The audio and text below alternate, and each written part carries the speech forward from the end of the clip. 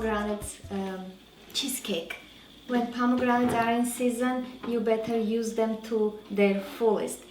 Make desserts, cakes, sweets, in salads and everything. I love pomegranates and expect more pomegranates in this season. Alright, so it's a cheesecake and I'm making it with a chocolate base, chocolate crust. I'm using Oreos. As you would imagine, you'll just need to crush the Oreos into your processor, start processing until they're all nice and crumbly. Add the butter. That's it. That's how simple is the making of the chocolate crust. And this will take me a minute. Okay, you want to save those for you?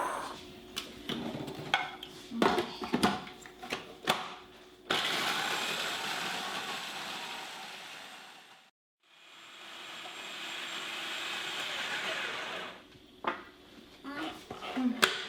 It's cool, Mom. And stop and scrape at least once so you make sure there are no rough crumbles. And this will go into your pan, and be sure this is 8-inch diameter pan. And just be sure to press it really hard so it's because this is no bake cheesecake, it's not gonna stick firmly if you don't press it firmly. So go there. And I like using this kind of measuring cup. It's much easier and it's much better to work with. You can also make it with your fingertips.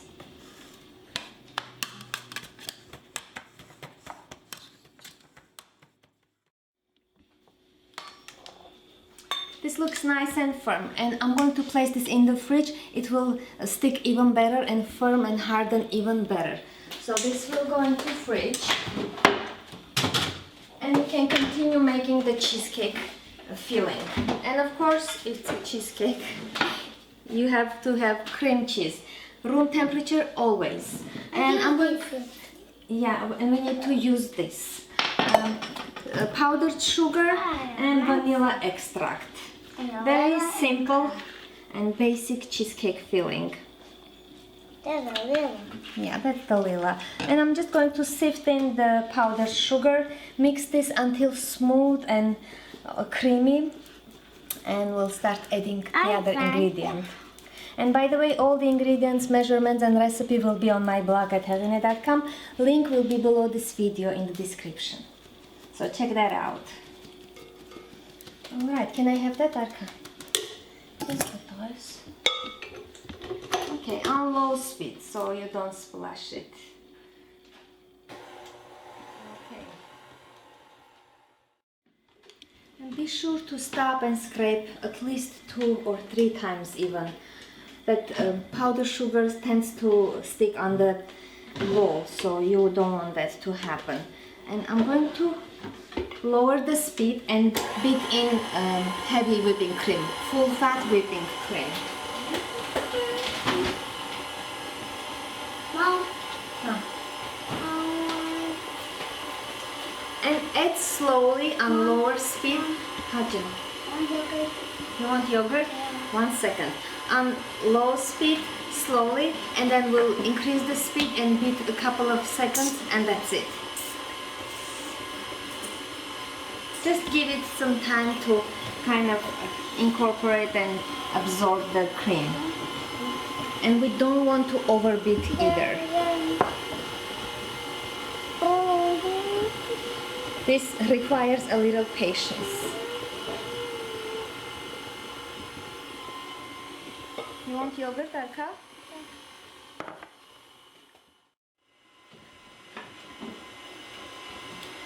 As you finish adding the whipped cream, you're going to scrape it one more time and beat on high speed about 2 or 3 minutes. You don't want to overbeat so you don't have crumbly consistency for cheesecake filling. So this is done. I'm going to scrape and beat another 2 to 3 minutes on medium to high speed. Not too high, not too low. Not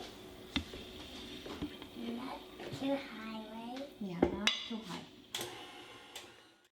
Mom, John. can I listen? Yeah, you can. And this is ready. I took out my my base, my crust from the fridge, and this will go, of course, inside the pan. Oops. And if you want to add some pomegranates in it, you can perfectly do that. And I'm going to add just a little bit, not too much, because we're gonna have plenty of pomegranates on top of the whipped cream, on top of the cheesecake, on top of the whipped cream. Arka, stop.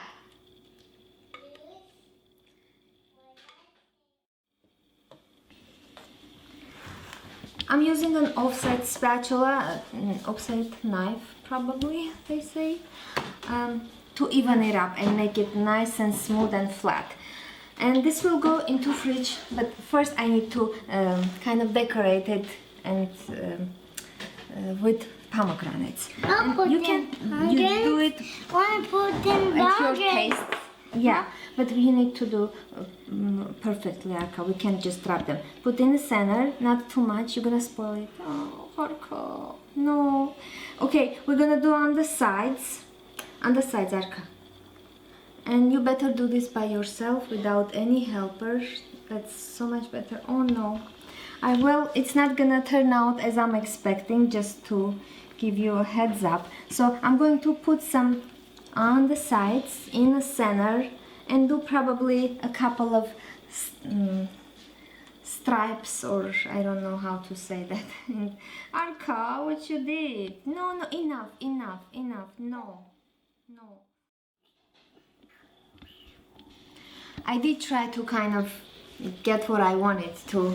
I wanted to make a star shape in the center, so this is how it looks. And this will go into freezer about as long as we need to make the top and final layer. And just tap it once, just to stick it better.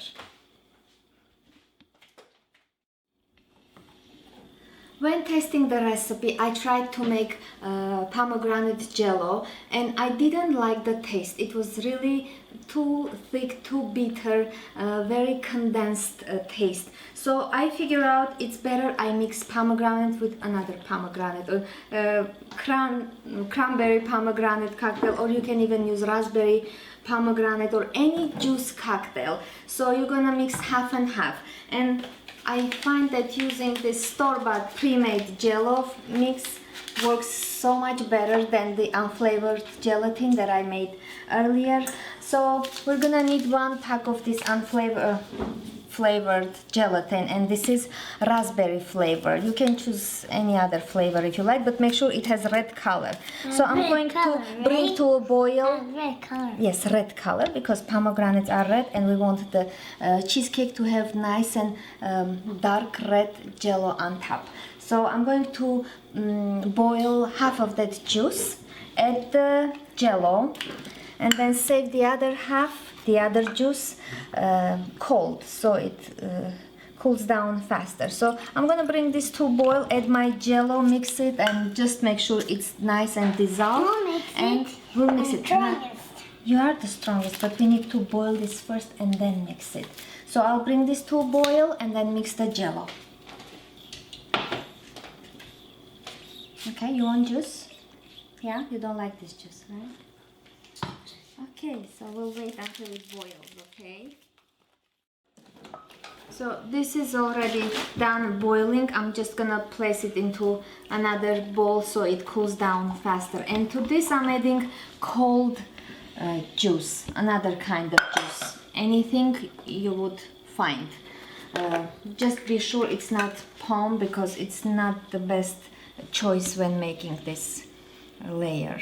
So a little bit cold, and if it's still hot, you wanna wait a little bit, cool down completely to room temperature, because we're going to pour this on top of that cheesecake. So it's a little bit too hot, so I'll just give it a few minutes to cool down. My jello cooled down to room temperature. Don't let it cool down too long, because it's jello, it may harden. So using a regular spoon, just spoon it on the cheesecake, and don't pour everything immediately, just in case the jello, just in case the cheesecake didn't freeze properly, it may get deformed. And I did, Arka, enough of that Thomas song. He's been singing that Thomas song for almost a month now. So, parents may understand my frustration. Okay, so this will go into fridge.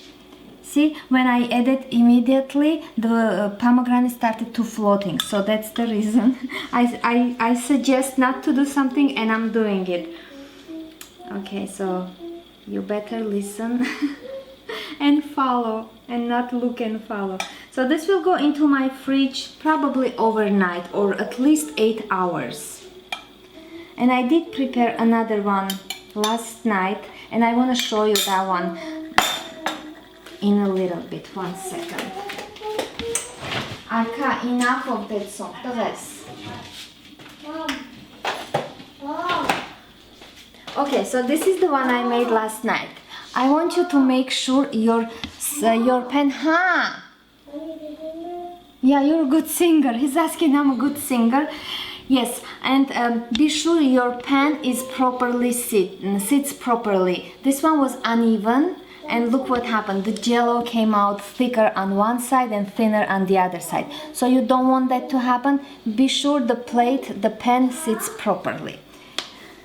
Okay, so that's that. I may take better pictures for this one tomorrow and post it on my blog at heghineh.com, as well as the full recipe will be on my blog, so check it out. I'm just gonna slice this one a little, just to show you how the inside looks. And of course it's a cheesecake, you want to use a warm knife. This one isn't warm. I'm just gonna quickly slice it just to show you how it looks. It still slices pretty good. So you see those pomegranates inside, and it sits, it firmed perfectly, and it tastes so delicious. Thank you for watching.